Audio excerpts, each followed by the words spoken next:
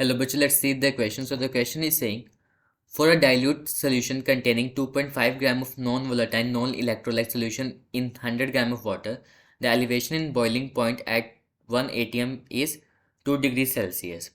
Assuming the concentration of solute is much lower than the concentration of the solvent, the vapor pressure of the solution is basically हमें vapor pressure निकालना solution का. So what could be the key concept over here? So the key concept over here is elevation in boiling point. Elevation in boiling point को denote करते हैं हम delta T B से, which is basically i K B M.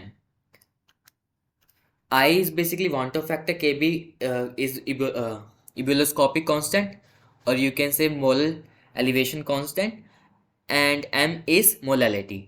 हमें delta T b की value बोल रखी है, कितनी है देखो, बोल रखा है the elevation in boiling point at 1 atm pressure 2 degree Celsius. 2 degree Celsius है.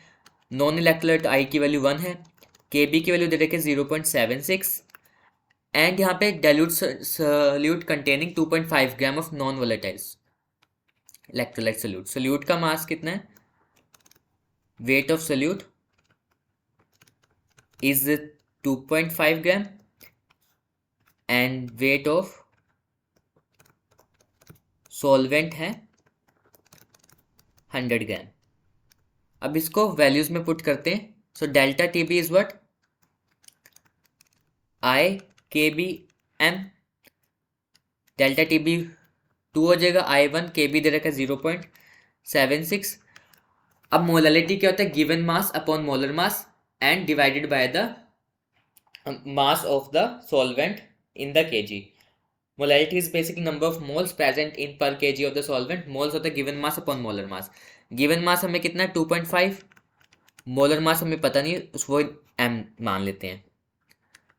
अब बात करें, सॉल्वेंट का मास है 100, बट किस में है? ग्राम में, तो केजी में कन्वर्ट कर लेंगे. सो यहाँ से हमारी एम की वैल्यू क्या आ जाएगी? So it will be 25 multiply by 0.76 upon में एम. इधर 2 ही रखता हूँ अभी, 2. सो एम की वैल्यू आ जाएगी 25 मल्टीप्लाई बाई 0.76 अपॉन में 2. तो इसको कैलकुलेट करेंगे. सो यहाँ से मतलब मोलिकुलर मास कितना आ गया? 9.5. अब we have the formula that is basically P naught minus P s upon P s is equal x B. It is basically what? Relative lowering in pressure. Relative lowering in pressure. यहाँ पे क्या आएगा? It is basically mole fraction of solute अब इसको आगे solve करेंगे. We from here we got our the value that is basically the pressure of solution. देखो x B है, क्या है? अगर इसको बात करें, मोल्स ऑफ सोल्यूट अपॉन में moles of solute plus moles of solvent. बोला क्या गया है?